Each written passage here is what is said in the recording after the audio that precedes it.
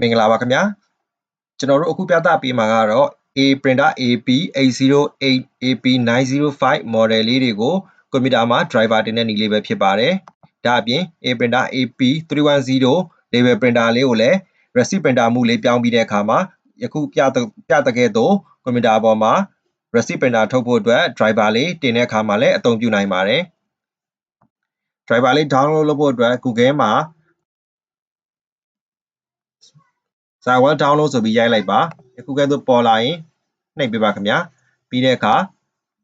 အောက်လေးဆွဲချပြီးတော့ဒီ POS printer driver ဆိုတာလေးကို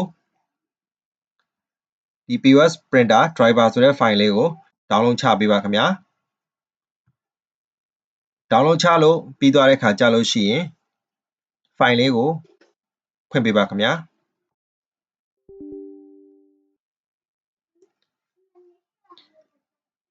driver လေးဖွင့်လာတဲ့အခါကြာလို့ရှိရင်မိမိတို့ကွန်ပျူတာရဲ့ window ပေါ့နော်အဲ့ဒါလေးကိုအလိုလျောက်ရွေးထားပေးမှာဖြစ်ပါတယ်တကယ်လို့ရွေးထားတာလေးနဲ့ကိုက်ညီမှုမရှိရင်လည်းမိမိ window နဲ့ကိုက်ညီအောင်ပြန်လည်ရွေးချယ်ပေးနိုင်ပါတယ်ကျွန်တော်တို့ကဒီ printer လေးကို USB ကြိုးလေးနဲ့သုံးမှာ install လုပ်မှာဖြစ်တဲ့အတွက် USB ကြိုးလေးရွေးထားပါမယ် USB ကြိုးလေးရွေးထားပြီးတဲ့အခါကျွန်တော်တို့ဒီ receipt printer ပေါ့ receipt printer မှာ auto cutter ပါတဲ့ model ဆိုလို့ရှိရင် POS 80C လေးကိုရွေးပေးရပါမယ် auto cutter မပါတဲ့ model လေးကြာရင်တော့ POS 80ဆိုတဲ့ model လေးရွေးလို့ရပါတယ်အဲ့ဒါလေးပြီးတဲ့အခါမှာဒီ check box ဆိုတာလေးကိုနှိပ်လိုက်ပါမယ် check box ဆိုတာလေးကိုနှိပ်လိုက်တဲ့အခါကြာလို့ရှိရင်ဒီနေရာလေးမှာပေါ့နော်ကျွန်တော်တို့ဒီကွန်ပျူတာမှာ